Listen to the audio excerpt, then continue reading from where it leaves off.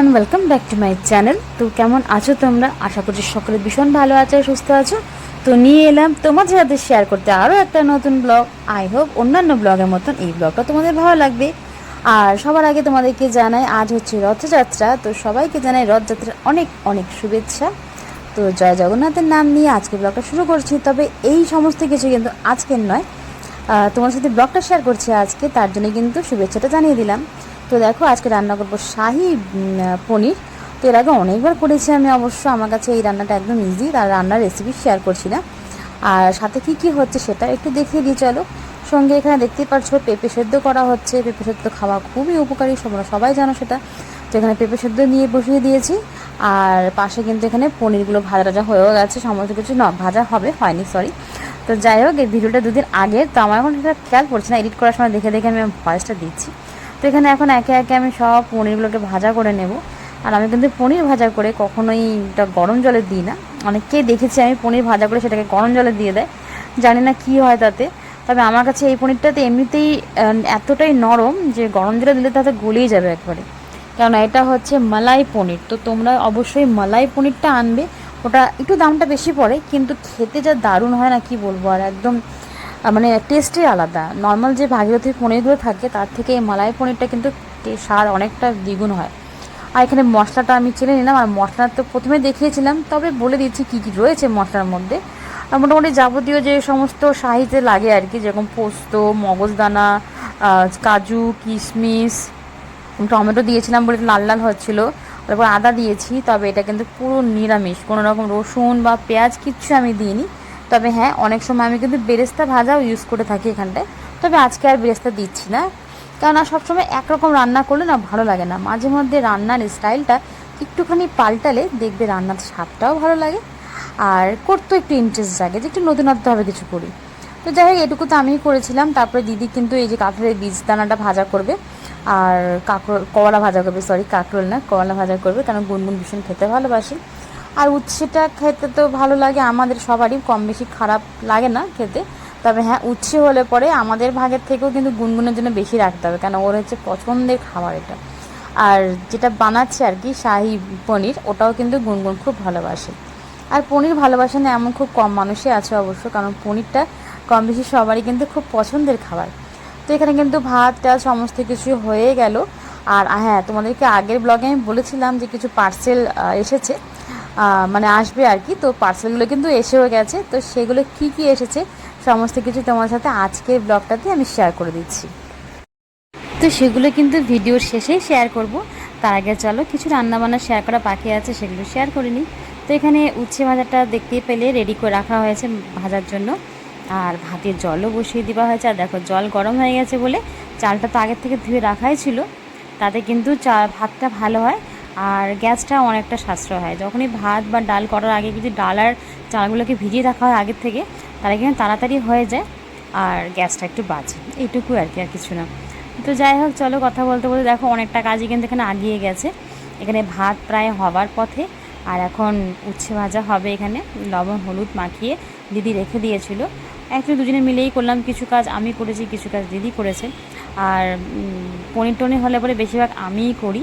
তো সেই জন্য পনিরটা কিন্তু আগে আমিই করে নিয়েছি। আর এত তাড়াতাড়ি করে করা হয় পনিরটা, মানে সবচেয়ে কম সময়ে যদি কোনো রান্না হয়ে থাকে সেটা কিন্তু পনিরটাই হয়। তো চটজলদি করে নিয়েছি, কেননা গুনগুন খাবে ওটা আবার, সেই জন্য কিন্তু তাড়াতাড়ি করে করা হয়েছে। প্রথমে ওটাই করেছি। তো এখানে এখন একে একে ভেজে নিচ্ছি দিদি উচ্ছেগুলো। আর উচ্ছেটা না একটু পেকে গেছিলো, তো কিছু দানা দেখবে লাল হয়ে গেছে। তবে আমার কিন্তু উচ্ছের যে দানাগুলো থাকে সেটা ভাজার পর খেতে বেশ ভালো লাগে।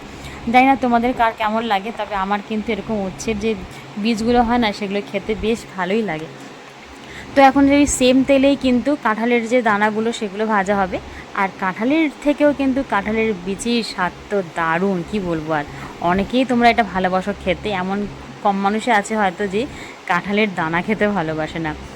তো যাই হোক, আমাদের বাড়িতে সবাই ভালোবাসে। আমরা এটা না দিদি ভাজলে পরে বেশ ভালো লাগে খেতে, কেন আঁচটাকে একদম স্টিমটা কমিয়ে খুব সুন্দর করে মানে ভাজে আগে। আর কোন সময় মানে আগুনটা একটু বাড়াতে হবে বা কোন সময় কমাতে হবে, খুব সুন্দর করে ভাজতে পারে। আমি ভাজলে পরে হয় কি, একটু বেশি কালার হয়ে যায়, তবে ভেতরটা এত কড়মড়া কড়মড়া ভাবটা থাকে না, মানে কুড়মুড়া ভাবটা দিদি ভাজলেই হয় বলতে গেলে। তো যাই হোক, ভাজা হয়ে গেছে। চলো ওভারঅল দেখিয়ে দিই কী কী রান্না হয়েছে। তো এখানে স্যালাড, এখানে রয়েছে সেদ্ধ মাখা, পেঁপে সেদ্ধ, এখানে কাঁঠালের বীজ ভাজা, দেখো কতটা ছিল আর কতটুকু হয়ে গেছে। আর এখানে রয়েছে উচ্ছে ভাজা, এখান থেকে কিন্তু গুনগুনের খাওয়া অলরেডি হয়ে গেছে। আর এখানে রয়েছে আমার পনির, মানে আমাদের শাহী পনির। আর কালারটা কত সুন্দর হয়েছে না দেখতে। তবে শাহী পনির কিন্তু সাদা হলেই ভালো লাগে, কিন্তু এখানে একটু কালার দিয়েছিলাম বলতে সামান্য আমি একটুখানি লঙ্কা গুঁড়ো দিয়েছিলাম, তার জন্য কিন্তু কালারটা এরকম হয়ে এসেছে। তো যাই, খেতে কিন্তু কোনো পরিবর্তন হয়নি। আর আমি বেশিরভাগই তো এখানে বেরেস্তা ভাজাটা দিই, তবে বেরেস্তার জায়গায় আমি এবারে দিয়েছিলাম কাসুরি মেথি, যেটা দিলে পরে স্বাদটা বেশ সুন্দর হয়, ভালো লাগে খেতে। আর এখানে দেখো লেবুগুলো, সমস্ত কিছু লেবু ধুয়ে ধুয়ে দিদি আগের থেকে রেখে দিয়েছে জলের মধ্যে, এটা গুনগুনকে রস করে দেওয়া হবে। আর এই ছাঁকনিটা আমরা নিয়েছিলাম মেঘামার্ট থেকে, দুটো নিয়েছিলাম, একটা দিদি ইউজ করছে, একটা আমরা ইউজ করছি। আর এটা এত সুবিধা ছাঁকনিটার নিচে কিন্তু ঠোস, তেলের যে ঠোসগুলো হয় না সেরকম কিন্তু ঠোস লাগানো আছে একটা, যেটাতে পুরো ছড়িয়ে যায় না, মানে চা বলো বা যে কোনো রস ছেঁকলে পরে সেটা ছড়িয়ে পড়ে যায় না, একটা জায়গা থেকে খুব সুন্দর করে পড়ে আর কি। তার জন্যই কিন্তু এটা বেশ ভালো লাগে ইউজ করতে। তো এখানে গুনগুনের রসটা ছেঁকে দিয়ে গুনগুনকে দেওয়া হবে এখন। আর এই দেখো কী করে রাখছে ঘরটা, মানে ঘর তো আর ঘর নেই, ঘরের অবস্থা একদম বিগড়ে রেখে দিয়েছে। দেখতে দেখতে গুনগুনের কিন্তু স্কুলের ছুটিও শেষ, এখন বাড়ি যাওয়ার পালা শুরু হয়ে যাবে। তো যাই হোক, কত তাড়াতাড়ি যে সময়গুলো চলে গেলো বুঝতেও পারলাম না। বেশ ভালোই লাগছিলো, সবাই মিলে এক জায়গাতে বেশ মজা করে কটা দিন কাটলো আমাদের। তো এখন তো গুনগুনে চলে যাবে, ও একা হয়ে যাবে, আর আমি আর মাও একা হয়ে যাব। সত্যি ভাবলেও কিন্তু খুব কষ্ট হয়, আর কিছু উপায় নেই, যেতেই হবে। মেয়েদের তো জীবনটাই এরকম যে সবসময় থাকতে পারবে না, মানে শ্বশুর বাড়ি তো যেতেই হবে।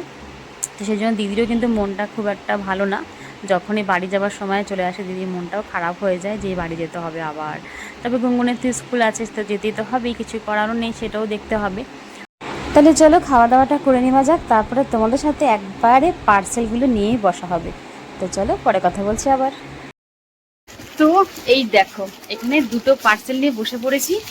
তো এই পার্সেলগুলো চলো পার্সেলগুলো খোলা যাক, কি আছে না আছে। আর এর মাঝে দেখো, কালকে তার আগের দিনই মনে হয় তেল ছিটে একটু পুড়ে পুড়ে গেছে, এগুলোতে সব এই গরম, তা আমাদের ছাকা খেয়ে গেছি। এখানেও হয়েছে, মানে অনেক জায়গায় ছিটে লেগেছে, কিন্তু বেশি অ্যাপিল পড়েছে এখানে আর এই জায়গাটায়। তো যাই হোক, দেখা যাচ্ছে বলে তোমাদেরকে আমি একটু শেয়ার করলাম যে এটা কিসের জন্য হয়েছে। তাই চলো এখন খোলা যাক। এখানে গুনগুনের একটা গেঞ্জির সেট অর্ডার করেছি, অনেক কটা গেঞ্জি আছে একসাথে। আর এখানে কি অর্ডার করেছি সেটা খোলার পরেই বলবো। আর একটা দিন অর্ডার করেছি বা সেটা এখনো আসেনি, যখন আসবে তখন দেখাবো। তো সবার প্রথমে গুনগুনের জন্য যে গেঞ্জিগুলো অর্ডার করেছিলাম ঘরে পরার জন্য, সেগুলো একটু দেখিয়ে দিয়ে চলো।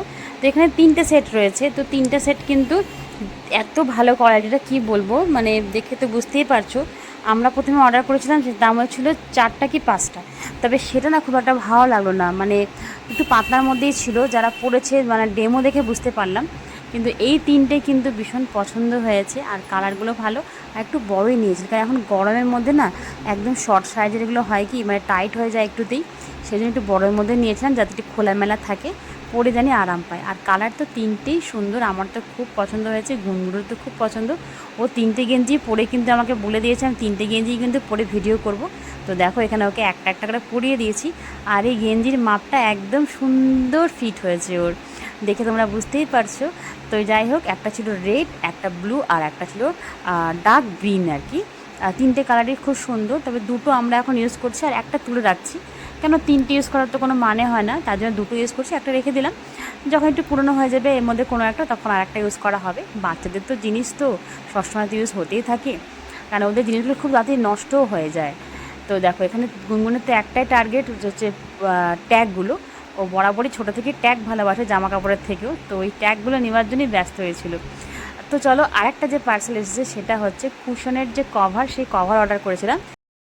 আর এগুলো সব কিন্তু আমি নিয়েছি মেশো থেকে, মেশোর কোয়ালিটি কিন্তু খুব ভালো, আর ডেলিভারিটাও খুব তাড়াতাড়ি দেয়। তো যাই হোক, তোমাদের কেমন লাগলো অবশ্যই জানিও। তো আজকের মতন ব্লগ ভিডিওটা কিন্তু আমি এখানেই রাখছি। তো সবাই ভালো থেকো, সুস্থ থেকো, নতুন কোনো ব্লগ ভিডিও নিয়ে খুব তাড়াতাড়ি আবারও দেখা করছি। আর এই কুশন কভারগুলো যখন ব্যবহার করব তখনও তোমাদের সাথে অবশ্যই শেয়ার করব। তো চলো টাটা, বাই বাই, সবাইকে আবারও জানাচ্ছি জয় জগন্নাথ।